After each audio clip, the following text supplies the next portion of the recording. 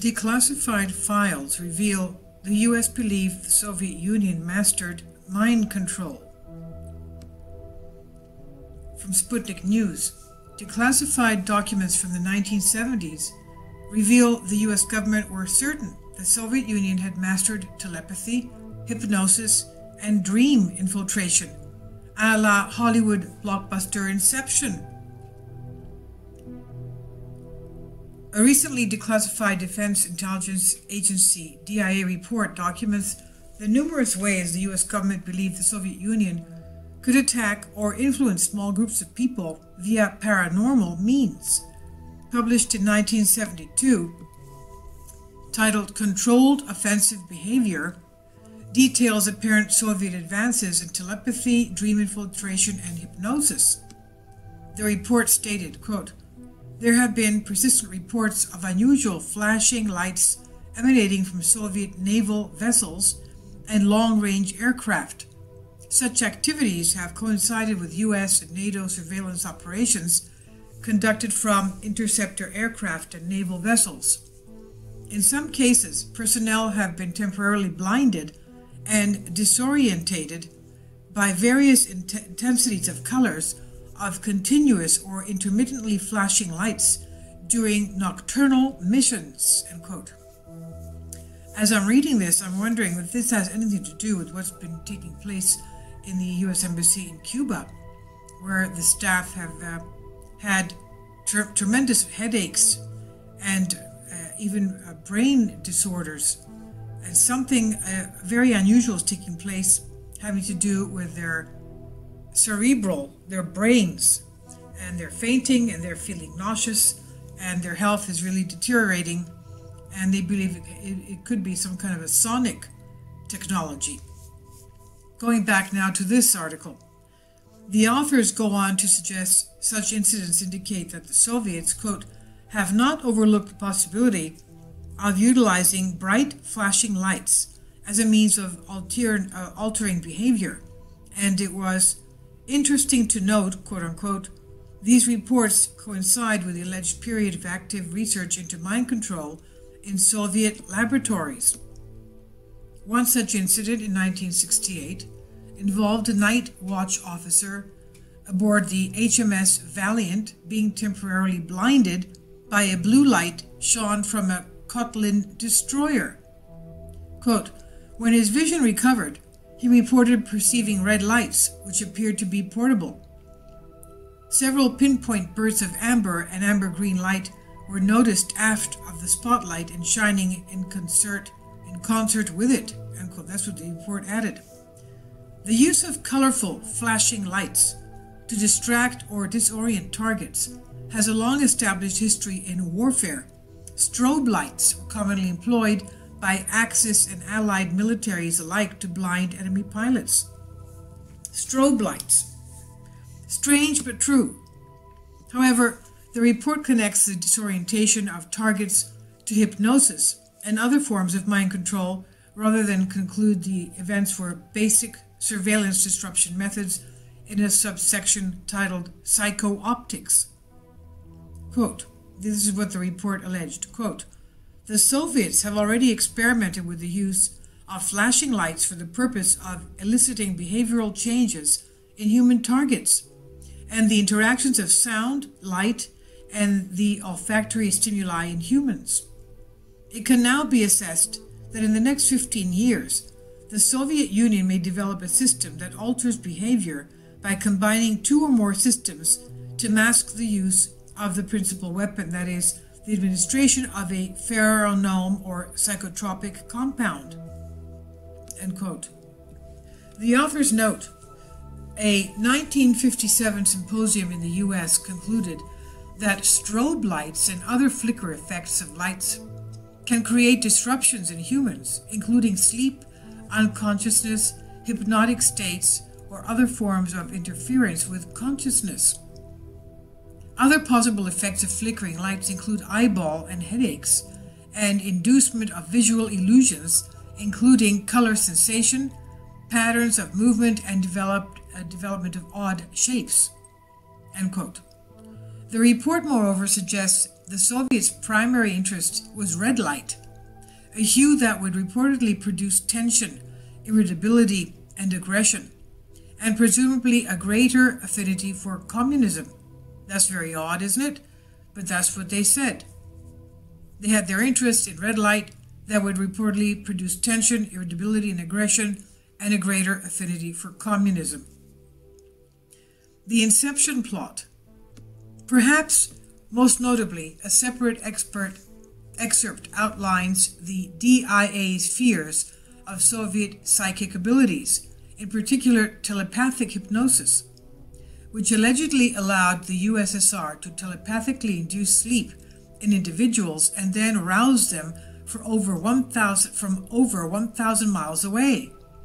K.O. Kotkov, quote-unquote, allegedly a star Soviet psychologist, was particularly intimidating to U.S. authorities given his apparent ability to telepathically obliterate an experimental subject's consciousness from 1,000 miles away. K.O. Kotkov, allegedly a star Soviet psychologist, was particularly intimidating to U.S. authorities given his apparent ability to telepathically obliterate an experimental subject's consciousness. This is mind-blowing. You can imagine from thousands of miles away somebody getting into your mind and controlling you, controlling your consciousness. Parapsychologists in Leningrad and Moscow were said to be involved in the telepathic manipulation of consciousness, and the authors ask what individuals might experience in their Soviet-induced sleep. Would they simply dream their own private dreams, or does someone else hold sway? I mean, this could be obviously mind control. What else? Quote, the Soviets have not divulged details of their manipulation of consciousness. Dr. Stephen Manzarsky feels telepathy can be amplified like radio waves. Telepathy could then become a stubble new modus for the influencers of the world. Influencers, quote unquote, of the world. In other words, your controllers are your influencers. They influence you to do whatever they want you to do.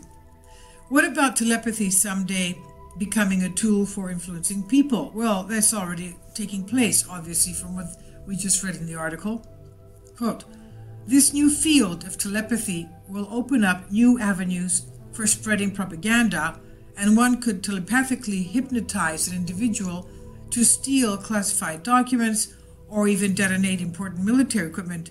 The mission is accomplished and individuals do not even know that they've done anything wrong. This is what the report speculated.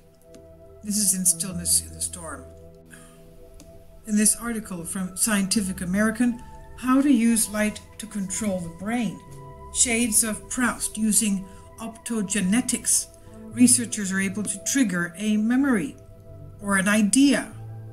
In the film Emily, the main character is a young eccentric woman who attempts to change the lives of those around her for the better. One day, Emily finds an old rusty tin box with childhood mementos in her apartment, hidden by a boy decades earlier, and after tracking down Bertaudeau, the owner, she lures him to a phone booth where he discovers the box.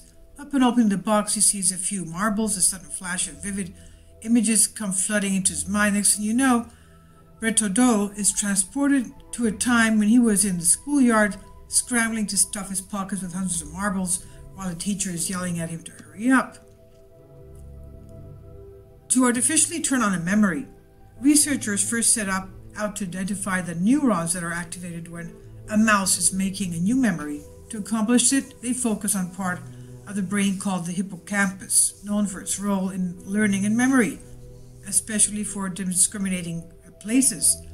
Then they insert a gene that codes for a light-sensitive protein into hippocampal neurons, enabling them to use light to control the neurons. When the light-sensitive protein in place, the researchers give mouse a new memory. They put the animal in an environment where it received a mild foot shock, eliciting the normal fear behavior in mice, freezing in place. the mouse learned to associate a particular environment with the shock. Next, the researchers attempted to answer the big question: could they artificially activate the fear memory? They directed light on the hippocampus, activating a portion of the neurons involved in that memory, and the animals showed a clear freezing response. Stimulating the neurons appeared to have triggered the entire memory. Researchers performed several key tests confirming that it was really the original memory recalled. In 2010, optogenetics was named the scientific method of the year by the journal Nature Methods. The technology was introduced in 2004 by a research group at Stanford University led by Carl Desseroth. He was a collaborator on the research. The advantage that optogenetics provides over traditional neuroscience techniques like electrical simulation or chemical agents is speed and precision. So light is speed and precision. Electrical simulation chemicals can only be used to alter neuron activity in non-specific ways without precise timing. Light stimulation, on the other hand, enables control over a small subset of neurons on a millisecond time scale. Over the last several years, optogenetics has provided powerful insights into the neural underpinnings of brain disorders like depression, Parkinson's disease, anxiety, schizophrenia. Now, in the context of memory research, the study shows it's possible to artificially stimulate a few neurons to activate an old memory, controlling an animal's behavior without any sensory input.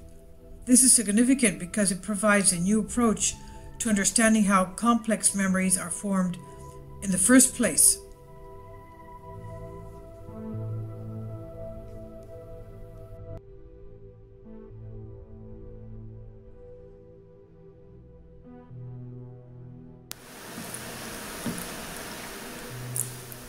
If you'd like to join me on my Patreon account, you will hear content not covered by mainstream media. These riveting stories will be based on my research, and I will state my opinions and give my personal insight on diverse and controversial subjects and world events not covered by mainstream media, and not supported by YouTube guidelines. So whatever I have on my Patreon, most of those will not be on my YouTube channel. Please consider becoming a member today. More of the most significant and important videos will be on my Patreon channel. Your support helps me to continue my research and keeps this YouTube channel alive. And we depend on your support, your generous charity, because we help economically challenged families here in Athens, Greece, in Kapota, and we also help the young generation with university tuition and the community around our church. Thank you.